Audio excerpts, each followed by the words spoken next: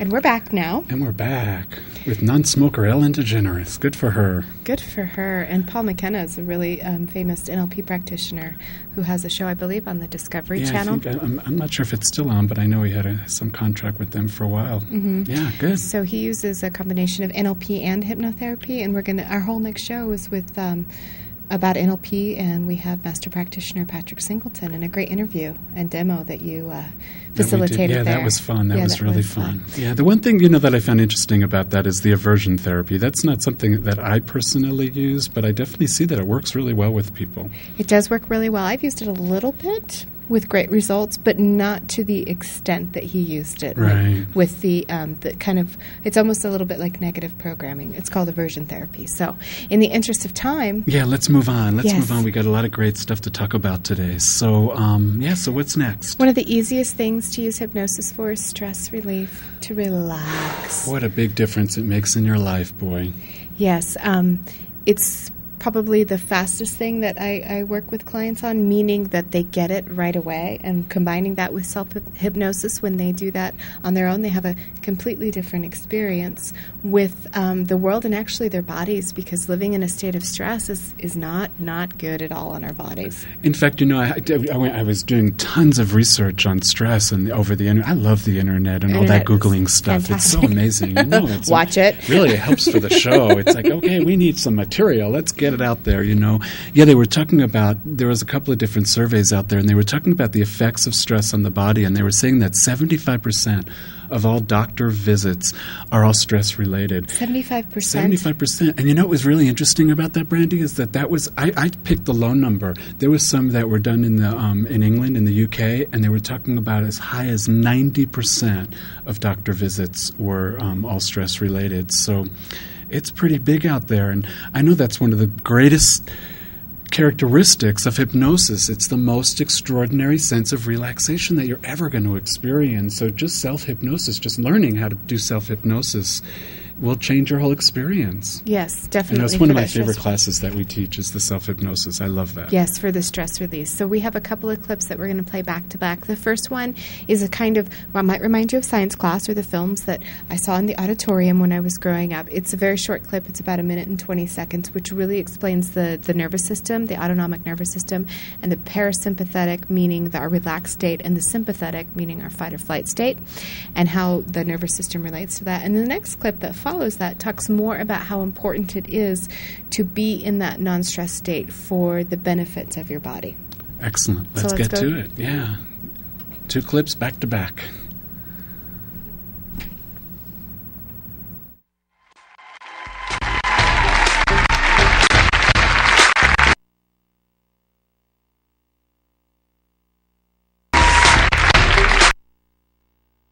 Cardiac muscle and smooth muscle function involuntarily, beyond our conscious control. There is smooth muscle in organs of the digestive, respiratory, circulatory, and urinogenital systems, while cardiac muscle is found exclusively in the heart. These muscles are controlled by the autonomic nervous system, which is composed of 2 opposing divisions, the sympathetic, shown in red, and the parasympathetic, shown in blue. Sympathetic nerves leaving the spinal cord lead first to nearby nerve chains before connecting the body organs, where they stimulate muscle activity. In the parasympathetic division, nerves pass from the spinal cord directly to organs and have the opposite effect, decreasing muscle activity. This dual mechanism provides a method for maintaining the activity of muscles within controlled limits. The sympathetic system is dominant in situations requiring rapid action. When, for example, danger threatens, there is an increase in heart rate, respiration rate, blood pressure, and sweat gland activity. The parasympathetic system is dominant while the body is resting, usually during sleep, when the heart rate is slower and respiration is deeper and more regular.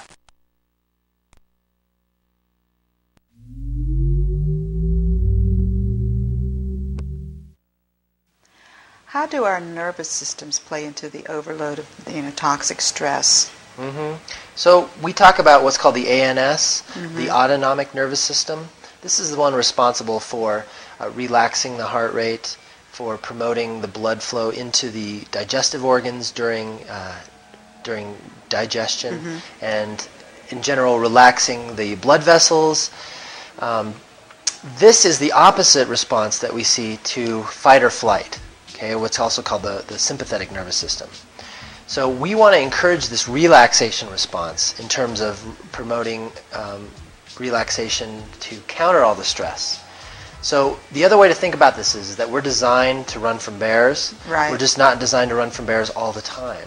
And when we put ourselves in that kind of stressful situation, either from the workplace or our relationships or a toxic burden of stress on the system, then we're asking the body to do too much, more than it can handle, and we get things like adrenal fatigue. So if we can promote the relaxation response, as simple as making time and space for meals, lighting candles, sitting down with loved ones, taking time to chew our food thoroughly, taking deep breaths before meals, doing yoga, tai chi, meditation, other forms of relaxation, listening to relaxation CDs. All of these are very helpful for promoting this autonomic nervous system that helps people to cope with the stress that they undergo, especially with fibromyalgia and chronic fatigue. So it bolsters our nervous system, is what you're saying, or repairs Well, it? it helps. Yes, it helps repair by allowing the system to relax and not be in such a chronic state of stress. And I've got to deal and run from the next bear that's coming around. So we're full of tension, is what you're saying. Yes, and that is the stress response. Is that we become locked into that pattern, and our body is constantly responding to stress. It can hold in the tissues. We call this issues in the tissues, by the way. Oh, okay. Right, the emotional manifestation. People carrying the weight of their world, for example, on their shoulders. Right, these are Sack analogies. of grudges on their back. Exactly. People can relate to this because they know they have issues in their shoulders, and they also know they have maybe an issue with taking on too much. So it's all part of this. The nervous system just simply manifests most directly what's happening in the emotional realm, the stressful realm, that sort of thing. We also can manifest in our muscles and other parts of our body. But when we get our nervous systems calmed down, then our muscles can start to release. Right. It's like the environment that's needed for healing. It's not running a marathon. It's sleep. It's rest. This is why when we think of healing centers or spas, what are they promoting there? They're promoting like hot tubs and massages and Yeah, they're not doing those jumping jacks. all those things that help us with the relaxation response. That's where the deepest healing can happen. This is interesting, but what we have is old naturopathic therapies for people with chronic disease, chronic stress. They used to give them all kinds of strong herbal sedatives and knock them out basically for 24 hours at a time. Really? Just so that they could be sleeping this time and allow the body to do its own recovery. The body knows what to do when we give it a chance. There's a natural healing mechanism. I like that. The body knows what to do when given a chance. Yes, when we give it a chance. All right, thanks. You're welcome. The body knows what to do. Isn't that the truth? It does, that inner wisdom. When we step out of the way of it, trying to control it and thinking that we know what we need and just give our bodies relaxation, rest, rejuvenation, things have a way of shifting and changing for the better. Let the inner creative mind make all the changes. Yes, that's not to say that what we consider hypnotherapy is adjunctive, so meaning collaborative with standard medicine. So what I'm saying is that if there is a situation in your life where you do need to de-stress, but you also need to seek medical attention for something. That's right. You seek medical attention first before contacting any hypnotherapist to work on the other aspects. Take care of what needs to be taken care of immediately, and then seek that stress relief. And in any way, I mean, hypnotherapy is one way, but there's also acupuncture, massage, yoga, aromatherapy, as the gentleman Christopher was talking about. Go to the spa. Go to the spa. That's right. Relaxation. You know, it's interesting because he talked a little bit about how issues are in your tissues, and I love that phrase because, you know, I talked a little bit about suppression and how when we suppress our feelings, well, guess what? When we suppress our feelings, guess what? They get stuck in our body, and it's, you know, that's usually where we get the outcome, you know, as soon as we keep all that tension in our body. In fact, I have a couple of really great articles about the effects of stress.